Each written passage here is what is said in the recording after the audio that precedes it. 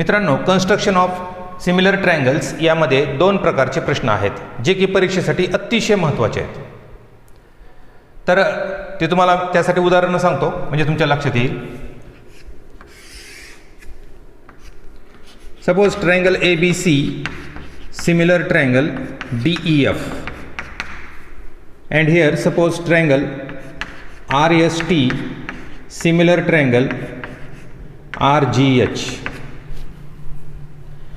या दोन प्रश्नामध्ये काय फरक आहे हे बघा. या दोन्ही ट्रायंगलमध्ये सर्व व्हर्टायसेस हे पूर्णपणे वेगवेगळे आहेत, कुठलाही व्हर्टेक्स कॉमन नाही आहे. यांच्यामध्ये मात्र हा R व्हर्टेक्स दोघांमध्ये कॉमन आहे. तर यामध्ये आणखीन दोन प्रकार पडतात. तर हा जो ट्रायंगल आपल्याला त्याचं कन्स्ट्रक्शन करायचं आहे तो ट्रायंगल मोठा असेल आणि दुसरा प्रकार म्हणजे हा ट्रायंगल छोटा असेल. म्हणजे जो ट्रायंगल आपल्याला काढायचा आहे तो मोठा असेल किंवा छोटा असेल. तर असे तीन प्रकारचे प्रश्न आहेत. म्हणजे या ठिकाणी हा ट्रायंगल RGH जो आहे तो मोठा असेल आणि या प्रकारामध्ये हा ट्रायंगल छोटा असेल. तर या तीन प्रश्नापैकी एक प्रश्न अगदी हमखास परीक्षेमध्ये येणार आहे. तर या व्हिडिओमध्ये आपल्याला या प्रश्नातले हे जे दोन वेगवेगळे टाईप्स आहेत ते आपल्याला पाहायचे आहेत. चला तर मग सुरू करूयात.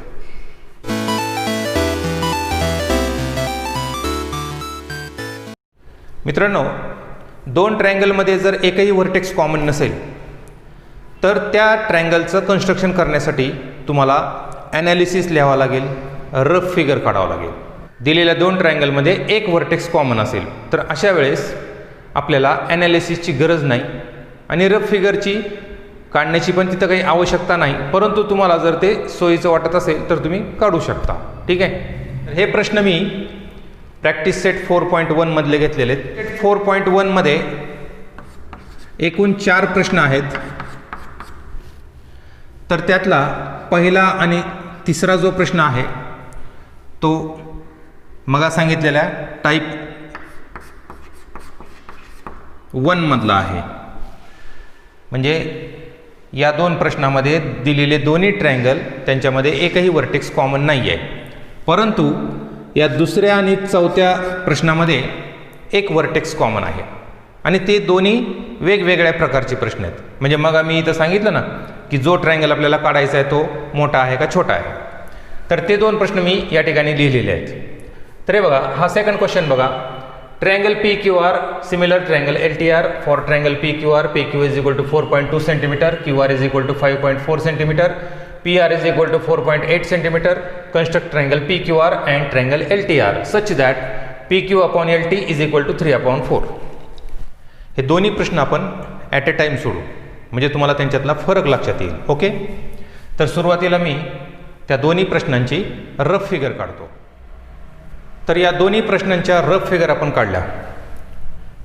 बघा, हा जो ट्रायंगल आपल्याला काढायचा आहे ट्रायंगल LTR तो या ठिकाणी मोठा आहे आणि इथं जो ट्रायंगल आपल्याला काढायचा आहे ट्रायंगल AHE तो इथं छोटा आहे. हा मुख्य फरक दोघातला लक्षात ठेवा. तर हा जो सेकंड ट्रायंगल आहे तो जर मोठा असेल ना तर पहिल्यांदा तुम्ही रे काढायचा आहे.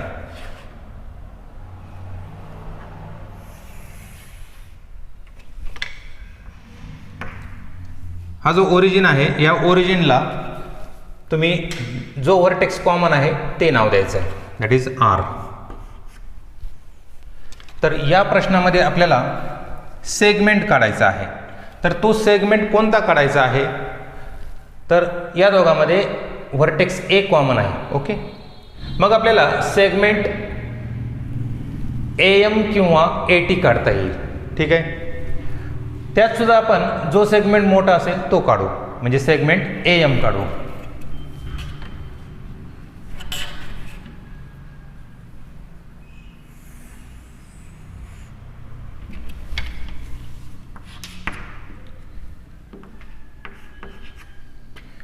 हे लक्षात आलं का.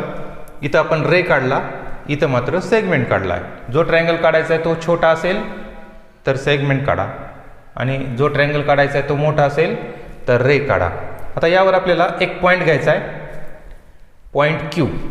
तर त्यासाठी हे क्यू आर डिस्टन्स किती दिलं आहे ते बघा, 5.4.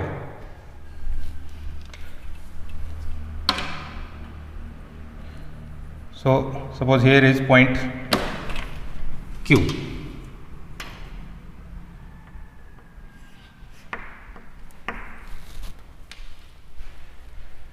ठीक आहे, दोन्ही ट्रायंगलमध्ये आपण हे दोन व्हर्टायसेस घेतले.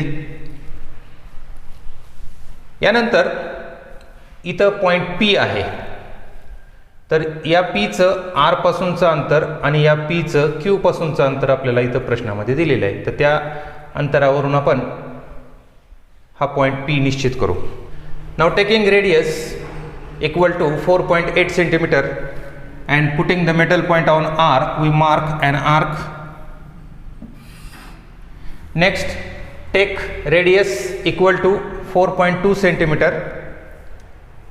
We mark an arc from Q to intersect this arc, and this point of intersection is P. We draw a ray RP.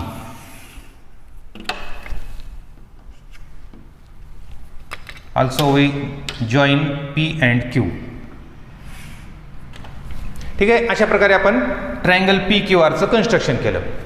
आता इथं पण आपल्याला ट्रायंगल AMTचं कन्स्ट्रक्शन करायचं आहे. म्हणजे सुरुवातीला आपल्याला ट्रायंगल इथं पी क्यू आर काढायचा होता आणि इथं ट्रायंगल AMT काढायचा आहे.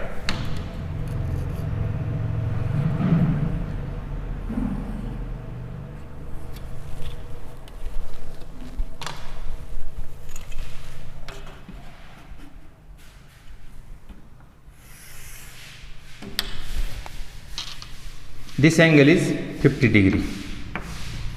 Now taking radius equal to 5.6 and center at A, we mark an arc on this ray. Thus we get point T.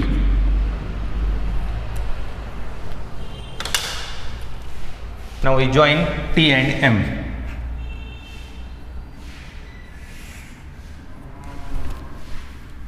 This distance AT is 5.6 centimeter and this distance AM is 6.3 centimeter. Segment RQ is 5.4 centimeter and this distance is 4.8 centimeter. Distance PQ is 4.2. अशा प्रकारे आपण या दोन्ही प्रश्नामध्ये दिलेल्या ट्रायंगलचं construction केलेलं आहे. Okay, आता आपल्याला या सेकंड ट्रायंगलचं कन्स्ट्रक्शन करायचं आहे. त्यासाठी आपल्याला एक रे काढावा लागेल.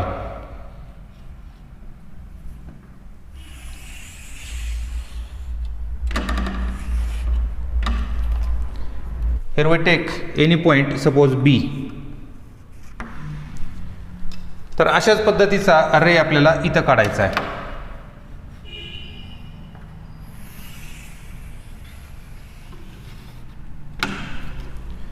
We take any point here, suppose point G.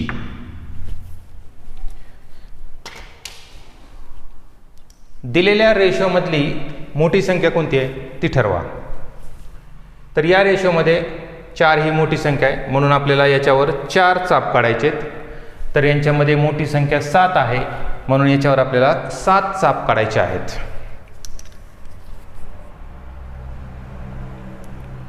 Here 1, 2, 3 and 4.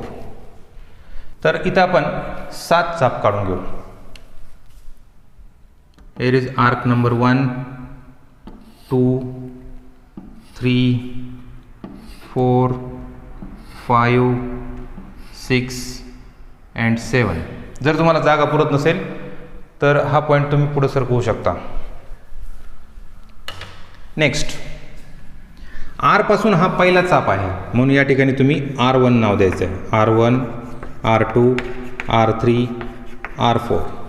तर ए पासून हा पहिला आर्क आहे. So this is A1, A2, A3, A4, A5, A6 and A7. ठीक आहे. सगळ्यात महत्त्वाची गोष्ट आता आपल्याला इथं करायची आहे ती म्हणजे हा जो पॉईंट आहे Q आणि इथला पॉईंट M, तर हे पॉईंट आता या चापापैकी कुठल्या पॉईंटला आपल्याला जोडायचे आहे ते ठरवायचं आहे. तर त्यासाठी मी एक तुम्हाला आयडिया सांगतो, लक्षात ठेवा. जो ट्रायंगल काढायचा आहे तो जर छोटा असेल तर हा पॉईंट तुम्ही शेवटच्या आर्कला जोडायचा आहे, म्हणजेच या शेवटच्या पॉईंटला A7ला जोडायचा आहे. तर इथं मात्र हा Q पॉईंट शेवटी जोडायचा नाही. का नाही जोडायचा? कारण याच्या पलीकडे आपल्याला ट्रायंगल येणार आहे, इथं मात्र याच्या पलीकडे ट्रायंगल नाही आहे, अलीकडे असणार आहे. म्हणून इथं आपल्याला हा पॉईंट शेवटी जोडायचा आहे.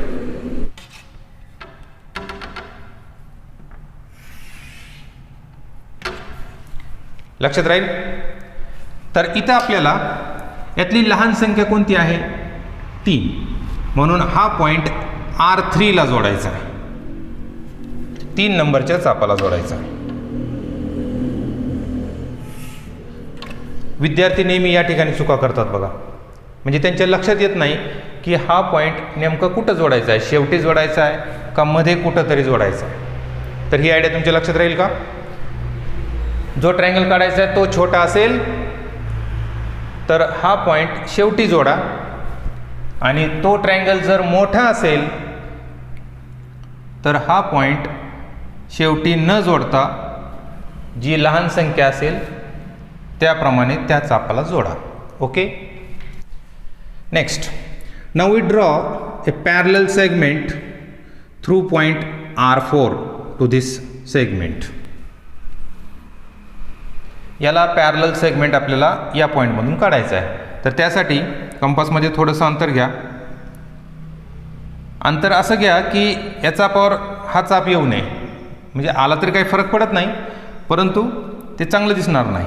म्हणून मी थोडंसं अंतर वाढवून या ठिकाणी असा आर्क घेणार आहे. सेम आर्क तुम्हाला या शेवटच्या चापावर ठेवून काढायचा आहे. ओके. त्यानंतर हे अंतर कंपासमध्ये घ्या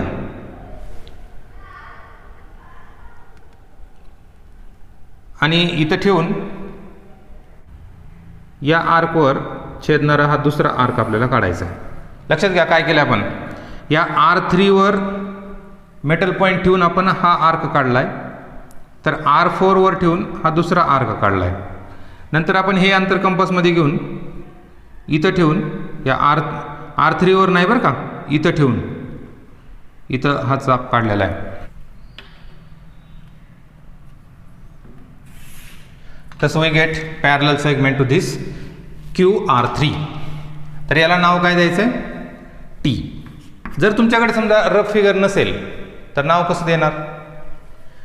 करस्पॉन्डिंग साईड बघा, RQची करस्पॉन्डिंग साईड कोणती असेल? तर RQची करस्पॉन्डिंग साईड ही RT असेल.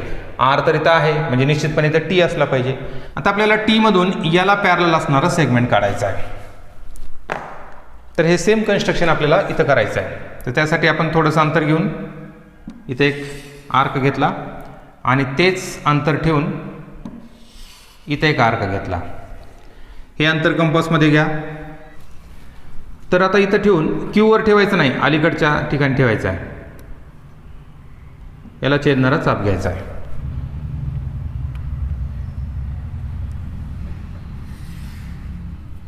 So this point will be, आता या ठिकाणी नाव काय देणार तुम्ही? L. ठीक आहे. अशा प्रकारे हे कन्स्ट्रक्शन झालं. इथं आपल्याला या सेगमेंटला पॅरलल सेगमेंट अलीकडे काढायचं आहे. इथं आपण काय केलं होतं, याला पॅरलल सेगमेंट इथून काढलं होतं शेवटच्या या पॉईंटपासून. इथं मात्र आपल्याला यातली लहान संख्या कोणती आहे? 5. So we have to draw parallel segment through this point A5. A5 मधून आपल्याला याला पॅरलल सेगमेंट काढायचं आहे. त्यासाठी कंपासमध्ये थोडंसं अंतर घेऊन याला छेदणारा असा एक चाप घेतला. तेच अंतर घेऊन या A5 वर ठेवून अशा पद्धतीचा आर्क इथे घेतला. ठीक आहे. त्यानंतर हे अंतर कंपासमध्ये घ्या, इथं ठेवा आणि याला छेदणारा चाप काढा.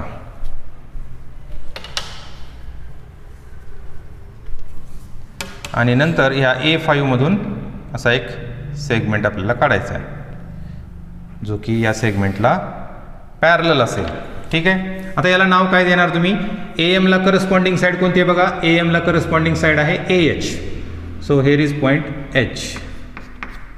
आणि या H मधून याला पॅरलल सेगमेंट काढायचा आहे. तर त्यासाठी कंपासमध्ये थोडंसं अंतर घेऊन M वरून असा एक चाप घ्या. त्यानंतर तेच अंतर ठेवून H वरून असाच एक आर्क आपल्याला काढायचा आहे. त्यानंतर कंपासमध्ये हे अंतर घ्यायचं आहे. हे अंतर घेतल्यानंतर इथं ठेवून याला छेदणारा चाप घ्यायचा.